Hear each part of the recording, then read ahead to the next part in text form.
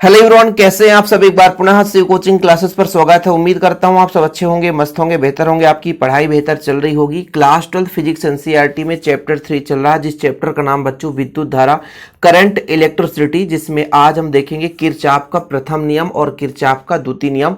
बहुत ही सिंपल तरीके से बच्चों, किरचॉफ के प्रथम नियम को हम संधि का नियम भी कहते हैं। याद रखिएगा, पहला ऑब्जेक्टिव क्वेश्चन यहीं से बन जाता है। संधि का नियम किसे कहा जाता है?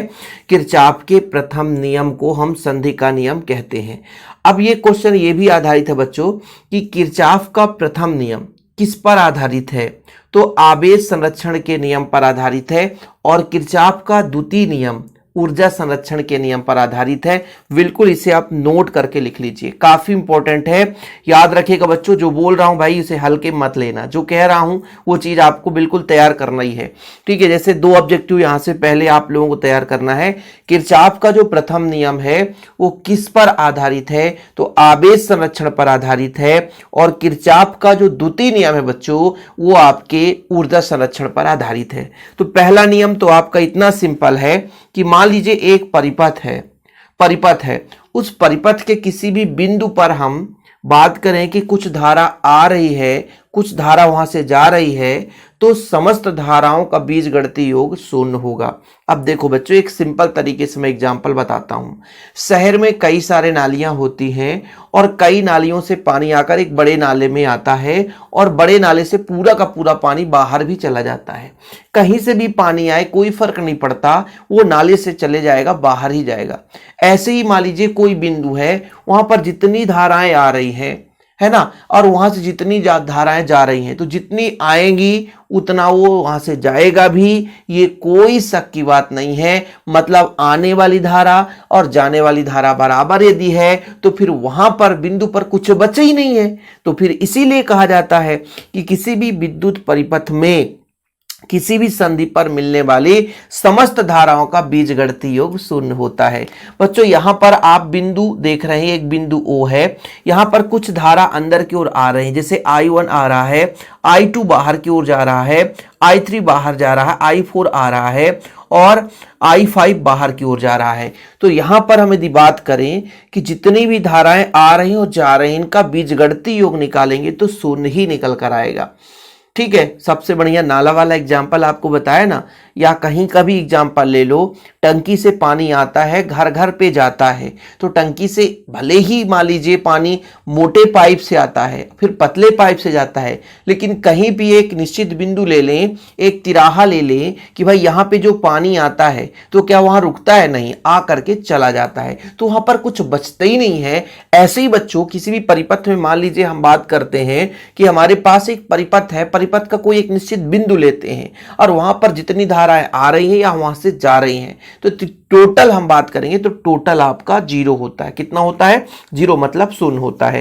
यहां पर आप देख सकते हैं कि माना I1 और I4 धारा संधि O पर प्रवेश करता है, ये संधि बच्चों यहां पे प्रवेश करता है I1 और I4, ठीक है। और यहां से संधि से I2 धारा बाहर जा रहा है, I3 और I5 बाहर जा रहा है। तो किरचॉफ के नियम से आपने पढ़ा कि समस्त धाराओं का बीजगणितीय योग शून्य होता है।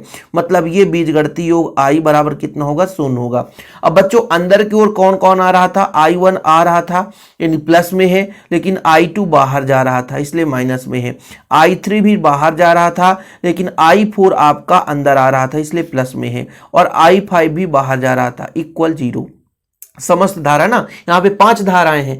आप प्लस वाले को एक साइड कर लो तो I1 प्लस यहाँ पर I4 इक्वल, माइनस को पक्षांतर करोगे बच्चों तो I2 प्लस आपका हो जाएगा I3 प्लस हो जाएगा I4। अब आने वाली धारा और जाने वाली धारा का दोनों मान क्या है? बराबर होता है। यही आपका किरचॉफ का प्रथम नियम है। ज्यादा हम समय लेंगे भी नहीं, क्योंकि एग्जाम के पॉइंट ऑफ व्यू से पढ़ा रहे हैं कि भाई I1 अंदर आ रहा था, I2 बाहर जा रहा था, I3 बच्चों आपका बाहर जा रहा था, इसलिए माइनस में, I4 अंदर आ रहा था, I5 बाहर जा रहा था। जो अंदर आता है उसे प्लस में, जो बाहर जाता है माइनस में। माइनस को पक्षांतर कर दिए, इस प्रकार संधि में प्रवेश करने वाली धारा का योग और संधि से निकलने वाली धाराओं का योग बराबर होता है। इसीलिए किसी भी बिंदु पर समस्त धाराओं का बीजगणितीय योग कितना होता है बच्चों, शून्य होता है। तो यही आपका किरचॉफ का प्रथम नियम हो गया।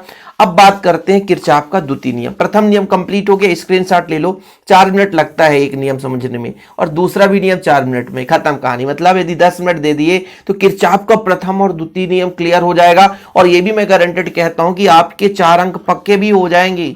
यहां से 4 अंक का क्वेश्चन बनना ही है भाई। चलिए द्वितीय नियम बात करते हैं। द्वितीय नियम जो है एक बंद यानी पास यानी लूप के लिए है, ठीक है, याद रखिएगा। इसे लूप का भी नियम कहते हैं। किरचॉफ का द्वितीय नियम पास या लूप का नियम भी कहते हैं, याद रखिएगा भाई। आपको पहले बताया कि जो आपका प्रथम नियम है वो संधि का नियम है, द्वितीय नियम जो है पास या लूप का नियम है।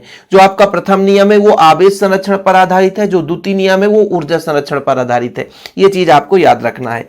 ये पास या लूप का नियम है क्या बच्चों, कि किसी भी विद्युत परिपथ में बंद पास यानी लूप में विद्युत वाहक बलों का बीजगणितीय योग उस पास के विभिन्न भागों में धारा और संगत प्रतिरोध के गुणनफलों के बीजगणितीय योग के बराबर होता है। समझ में आया कुछ, कि हमारे पास एक बंद लूप है, चलो ठीक है बंद लूप है, तो कितना विद्युत वाहक बल है उसका योग, अंदर उसके प्रतिरोध और धारा के गुणनफल का योग बराबर होता है। समझिएगा क्या कह रहा है। यदि कहानी आपने समझ लिया, ये बोला है बच्चों कि कोई भी बंद लूप है, मैं बंद लूप की बात करता हूं, बंद लूप ले लिया, पास ले लिया, वही चीज है। इस बंद लूप में यह बोला गया कि कितना विद्युत वाहक बल है, टोटल विद्युत वाहक बल हम कितना ले रहे हैं वो अपने ऊपर डिपेंड करेगा। विद्युत वाहक बल, कितना विद्युत वाहक बल है, ये बराबर है उनके अंदर प्रवाहित धारा और प्रतिरोध के गुणनफल के योग के बराबर होगा। मतलब ये पहला कंडीशन है, एक बंद लूप है तो ये पहला कंडीशन हो जाएगा। इसके अंदर भी एक है, 2 कंडीशन होगा तो प्लस करेंगे। तो कहने का मतलब जो भी बंद लूप रहे हैं तो टोटल जो विद्युत वाहक बल है वो परिणामी हम निकालेंगे उन बंद लूपों में धारा और उसमें प्रतिरोध के गुणनफल के योग फल के बराबर होगा या बीजगणितीय योग के बराबर होगा। वही चीज है भाई, 2-4 विद्युत वाहक बल हैं भाई, एक ही परिपथ में 4 पास हैं, बंद लूप है, तो फिर ये भी देखना पड़ेगा ना 4 विद्युत वाहक बल, सही है कि नहीं। ऐसे ही उनका बीजगणितीय योग निकालेंगे, ऐसे ही उन बंद लूपों में धारा और प्रतिरोध का गुणनफल करके हम बंद लूप निकालेंगे, सही है कि नहीं भाई। भाई एक बंद लूप है उसका विद्युत वाहक बल निकालेंगे, फिर दूसरा बंद लूप है, इसकी सहायता से हम निकाल सकते हैं। देखिएगा बहुत सिंपल है बच्चों, पहले हम डायग्राम बनाएंगे, इसको हम बारीकी से समझाएंगे यार, ऐसे ही नहीं जाएगा। चलो चित्र बनाते हैं फिर समझाते हैं। जैसे हम एक बंद लूप पहले बनाते हैं, एक बंद लूप है, इसमें एक छोटा सा सेल है प्लस और माइनस, ठीक है, इसके साथ प्रतिरोध जुड़ा है बच्चों, ये हो गया, इसको हम जोड़ देते हैं, दूसरा सेल जोड़ दिए प्लस और माइनस, ठीक है, इसमें भी प्रतिरोध है, ये हो गया आपका। और तीसरा बच्चों इसमें केवल और केवल 2 सेलों को हमने किस क्रम में जोड़ा है, देखो एक निश्चित बिंदु से एक भी निश्चित बिंदु, ये समांतर क्रम में हो गया, इसके साथ एक प्रतिरोध जोड़ दिए, लोड जिसे बोलते हैं, ठीक। अब यहां पर थोड़ा समझिएगा, इसका मैं कहता हूं कि R1 प्रतिरोध है, इसका R2 प्रतिरोध है, इसका R3 प्रतिरोध है। अब ये बच्चों प्लस में है तो धारा तो इधर ही बहेगा, I1 सबको क्लियर है, I2 ये धारा इधर ही बहेगा, I2 भी, और इधर ये जो दोनों धाराएं इधर आएंगी तो इधर आकर इधर बहेगा I1 प्लस I2, दोनों मिलकर के धारा बहेगी, ठीक है।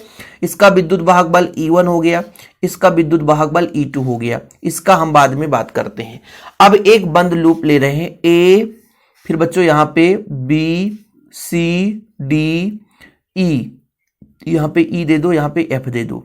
द्वितीय नियम कहता क्या है, किसी भी बंद लूप में, किसी भी बंद लूप में, अब देखना मैं एक बंद लूप लेता हूं ऊपर वाला A B C D, फिर से A पर पहुंचेंगे तभी ये बंद लूप में, एक बंद लूप है ना A B C D, यहां से चले यहां तक, देखिएगा जितना भी विद्युत वाहक बल, इस बंद लूप में 2 विद्युत वाहक बल है, एक E1 और एक E2 है, एक E1 और E2 दोनों का बीजगणितीय योग करेंगे।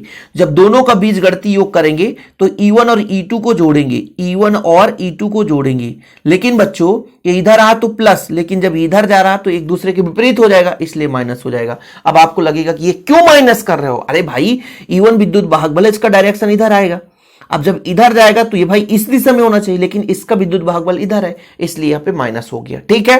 बताया था ना आने वाला और जाने वाला एक दूसरे के विपरीत है तो माइनस लगाना ही पड़ेगा।